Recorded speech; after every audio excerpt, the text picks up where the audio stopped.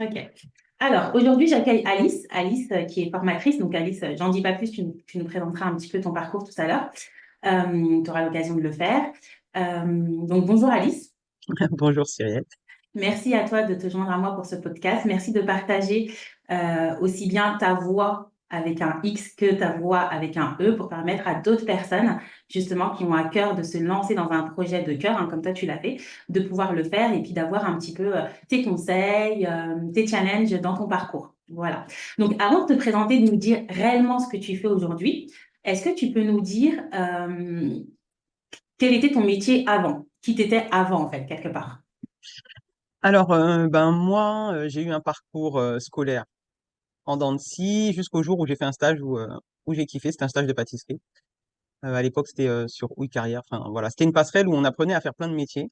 Et j'étais sur les métiers de la bouche. Et voilà, la première fois que j'ai fait un entremets, je me suis dit, ça y est, c'est ce que je veux faire. Du coup, j'ai repris les études à 19 ans et j'ai passé mes diplômes en pâtisserie. Donc, CAP, BEP, mention complémentaire, BTM, etc. Bref. Donc j'ai une lignée voilà, de diplômes en pâtisserie que j'ai fait en alternance, ce qui était beaucoup plus pratique pour la partie expérience professionnelle et la partie théorique, hein. Donc, ça, c'était vraiment pratique. Bon, j'ai travaillé dans pas mal de grandes boîtes en alternance et après en physique, et j'ai fait ça pendant 20 ans. Entre deux, j'ai eu des enfants, donc du coup, je me suis rapproché beaucoup vers ce qu'on appelle la cuisine centrale. Donc en fait, ce sont des grands labos qui produisent des très grandes quantités, vouées à des livraisons, à du stockage, etc. Mais ça m'a permis de pouvoir faire mon métier avec des heures de bureau, mais ce qui n'était vraiment bon. Voilà, c'est un très beau métier. J'en ai fait ma passion. Euh, j'ai arrêté la pâtisserie en 2018, ce qui fait qu'après, j'ai décidé de faire quelque chose qui avait un autre sens à ma vie, en alliant toujours ce côté restauration. Ok. Du coup, qu'est-ce qui t'a inspiré justement à envisager cette reconversion professionnelle? Est-ce que tu as eu un moment précis ou quelque chose qui a déclenché en fait ce désir de changement? Parce que comme tu disais, tu te plaisais bien, enfin la pâtisserie c'était ton, enfin c'est ton truc. Donc est-ce que tu as eu un moment, un truc qui a déclenché le désir de dire ouais, alors j'aime bien ce que je fais, mais je veux peut-être plus le faire comme ça ou tu vois? Alors, ça a été un choix malgré moi, c'est un choix de santé. Mhm. Je fais partie des personnes qui, pendant les 20 ans de pâtisserie, n'ont pas fait ce qu'il fallait, et n'ont pas pris soin d'eux. Donc avec le temps, j'ai eu beaucoup de problèmes de dos, bien évidemment, ce qu'on appelle des TMS, parce qu'on fait beaucoup de gestes répétitifs. J'ai eu beaucoup de problèmes de port de charge. Et bien évidemment, j'ai été maman, donc du coup, le corps change. Et du coup, voilà, j'ai pas pris soin de moi et je me suis retrouvé avec beaucoup de problèmes de santé, qui a fait que voilà, j'ai dû me reconvertir, mais toujours en me disant, voilà, ma reconversion, faut impérativement qu'elle reprenne une part de mon ancien métier, et parce que voilà, c'était vraiment des valeurs, et pour tout ce genre de métier, ce sont vraiment beaucoup plus des passions. Quand on aime ça, voilà. Là aujourd'hui, c'est l'une des raisons qui a fait que j'ai pris le choix de la reconversion. Hmm. Alors du coup, est-ce que tu peux nous dire maintenant, nous dévoiler un petit peu bah, ce que tu fais? C'est quoi ton métier? Enfin, Donc, qu'est-ce que tu fais? Qu'est-ce que tu as choisi comme cœur de métier du coup? alors moi, j'ai choisi la formation professionnelle spécialisée dans tout ce qui est restauration agroalimentaire, parce que voilà, de par mon métier, j'ai vu et j'ai connu des situations, on va dire, difficiles et dangereuses pour tout ce qui est voilà, la partie physique, la partie hygiène alimentaire. Et voilà, aujourd'hui, je suis formatrice professionnelle certifiée. Ma spécialité, c'est la formation hygiène et sécurité alimentaire, HACCP, la formation SST, sauveteur secouriste du travail, qui reste toujours dans la sécurité, et le comité social et économique, CSE, donc tout ce qui est sécuritaire pour les grandes entreprises, pour les membres élus du CE, anciennement CE, qui est devenu maintenant CSE. Donc je suis dans la formation professionnelle spécialisée dans ce qui englobe tout ce qui est sécuritaire. Et tu kiffes. Et je kiffe. Je kiffe pour deux raisons. Euh, de par mon expérience, je sais ce que je peux leur apporter Ouais. pour tout ce qui est partie sécurité. Et je reste toujours dans un domaine qui est de ma prédilection, donc tout ce qui est sécurité alimentaire, prendre soin de soi, enfin voilà, prendre soin des autres, et leur dire souvent que quand on a des passions, pour qu'on puisse faire la passion jusqu'à la retraite, il faut prendre soin de soi dès le début. C'est clair, c'est clair. Est-ce que tu as eu des peurs avant de te lancer? Parce que j'imagine que bah, de passer d'un CDI quelque part, de quelque chose où on est très, enfin, on a l'impression d'être très en sécurité, enfin, c'est ce qui est vendu autour du CDI, à se lancer du coup à son compte. Est-ce que tu as eu des peurs dans cette aventure-là? Et comment tu as trouvé justement le courage ou les ressources pour les surmonter? Alors, des peurs, on en a toujours, même en CDI. Parce que moi, j'ai eu voilà, des expériences en CDI où j'avais vraiment peur parce que ben, voilà, je suis ce que je suis et on me dit pas tout et n'importe quoi. Mm. Dans la partie entrepreneuriale, ben, la peur, c'est de se dire, enfin, moi, ma peur, c'est de se dire à quel moment euh, je vais réussir à en vivre. Mm. Voilà. C'est Mm. vraiment l'une des peurs primordiales que j'ai eues et que ça peut continuer toujours à revenir, de se dire, voilà, Ouais, c'est est-ce ça. que je vais en vivre et comment je vais en vivre? Voilà. Mm. Mm. Ok. Et est-ce que tu pourrais nous partager un petit peu dans ton parcours? Parce qu'aujourd'hui, ça fait combien de temps? Alors, depuis 2018, c'est ça, Ouais. la reconversion. Est-ce que tu peux nous partager un petit peu dans ton parcours, peut-être les plus grandes difficultés, tu sais, un petit peu les moments, j'ai envie de dire, tu sais, down, ou tu sais, les Des moments moments de où, solitude. voilà, et où tu as les moments où tu dis non, mais je lâche tout, tu sais, les moments clés. Et puis, du coup, comment est-ce que tu as pu retrouver peut-être l'envie? Est-ce que c'est la passion qui t'a fait te relancer, des petites choses comme ça? Alors, des moments comme ça, j'en ai eu. Euh, Après, c'est vrai que j'ai quand même une chance quand même assez particulière, c'est que je suis quand même très très bien entouré. Hmm. Donc j'ai eu ce genre de moments, ça c'est une certitude. J'en ai eu lesquels je ne sais pas, mais des moments de doute, oui, c'est sûr que j'en ai eu pas mal. Mais voilà, j'ai un cercle d'entrepreneuses qui fait que mes moments de down sont très minimes. Et alors pour dire à quel moment ça a été le plus difficile, en fait, c'est jamais trop long. Donc de dire que là, je crois que ça a été à une période de fin d'année. Hmm.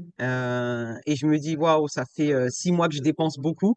Et au moment, la fin d'année où tu te dis, bah, c'est Noël, où tu te dis, voilà, tout ce que j'ai investi va porter ses fruits. Et là, le seul client que tu as peiné à avoir, te dire, ben, finalement, je prendrai votre formation dans 6 mois. Et là, tu dis, waouh, Hmm. voilà, j'ai ramé, j'ai tout fait pour avoir le bon CV, le call, tout ce qu'il fallait. Mais malheureusement, voilà. Et bien évidemment, c'est un contrat qui ne coûte rien. Alors, je vous le dis, il coûte rien parce qu'avec toutes les dépenses qu'il y a eu en avant, c'est juste histoire de dire, voilà, j'ai un contrat, je l'ai eu, peu importe. Et là, tu te dis, ben, c'est le contrat que tu n'as pas eu et en plus qui t'a fait dépenser beaucoup pour pas grand-chose. Et là, le retour de mon entourage, c'est de toutes les façons, ben, on a déjà vécu ça, c'est normal, ça va se faire. Et ce qui revient très souvent, et ce qu'il faut que les gens se disent, quand on dit qu'il faut 3 ans pour une entreprise, ce n'est pas faux. C'est totalement réel. Parce que c'est vraiment un long, long parcours.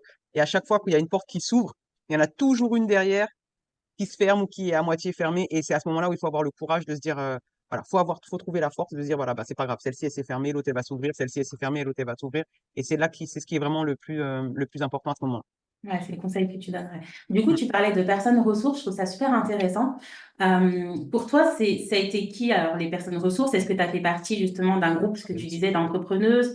Est-ce que tu as eu des personnes qui ont été ressources, qui ont influencé un petit peu ton parcours et qui t'ont justement reboosté? Est-ce que c'est des personnes? Est-ce que c'est pardon, est-ce que c'est des personnes de ton entourage? Est-ce que c'est des personnes aussi inspirantes, tu sais, sur les réseaux ou des grands, on va dire, des grandes industries du coaching ou autre, tu vois.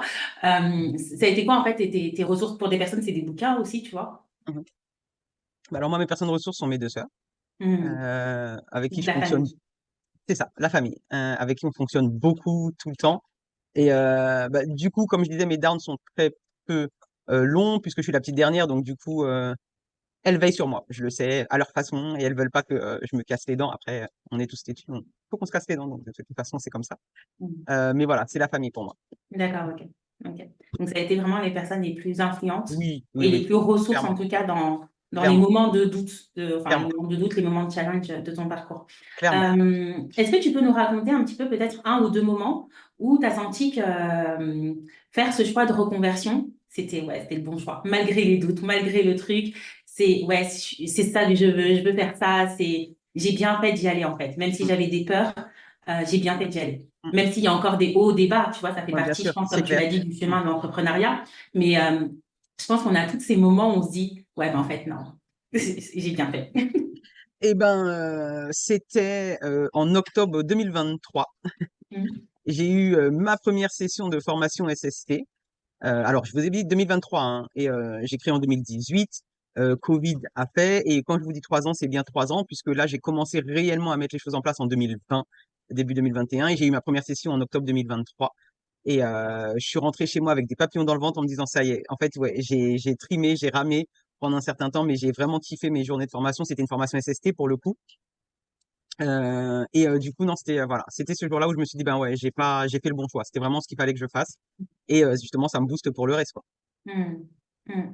Est-ce que est-ce que tu aurais des enseignements, des conseils, ou plutôt, je dirais, des leçons que tu as pu tirer en fait de ton expérience entrepreneuriale, enfin ce que tu vis là jusqu'à maintenant, du coup, entre 2018 et maintenant.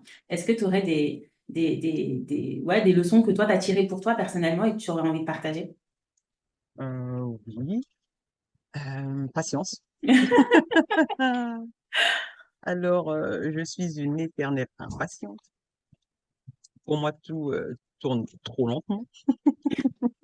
Donc, ouais, un enseignement pour moi, ce serait patience. Hmm. Euh, c'est dur, je vous assure, c'est dur de se dire, voilà, il faut attendre 1 mois, 6 mois, 3 mois. Ben, déjà, le temps passe vite parce que on s'en rend vraiment pas compte, mais le temps passe vite. Mais effectivement, patience. C'est la Hmm. seule, c'est vraiment l'une des choses les plus importantes. C'est super dur, hein. Franchement, et là, pendant, moi aussi, je suis dans l'impatience tout le temps.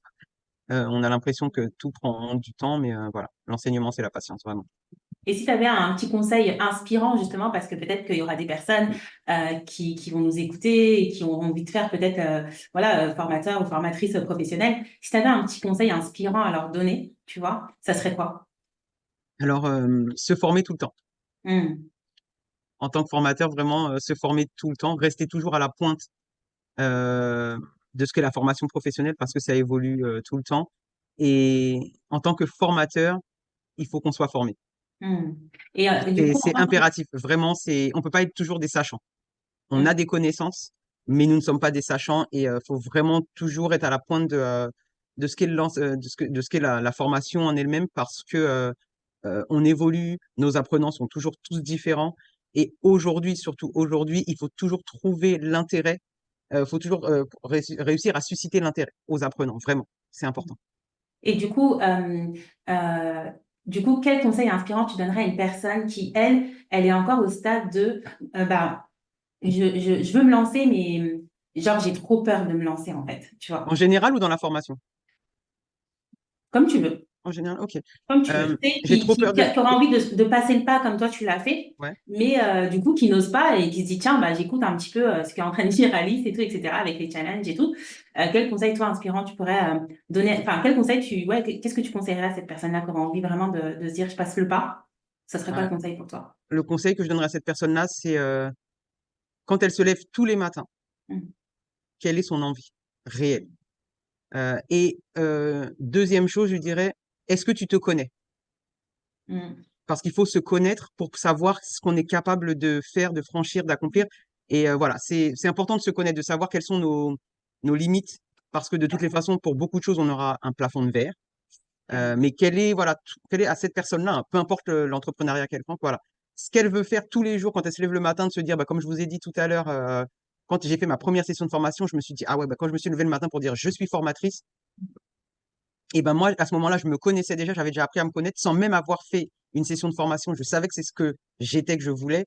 Et comme tu demandais tout à l'heure, j'ai eu la confirmation que j'ai fait le bon choix au Mm. moment où je l'ai exercé. C'est vraiment de se connaître, Mm. savoir jusqu'à où on pourrait, bah, comme je disais tout à l'heure, ouvrir les portes, en fait, les portes qui se referment. Mm. Portes qui se Ouais, parce referment, que le parcours entrepreneurial, c'est un vrai parcours de leadership, quoi. c'est ça. Et faut se connaître, faut savoir où on peut aller.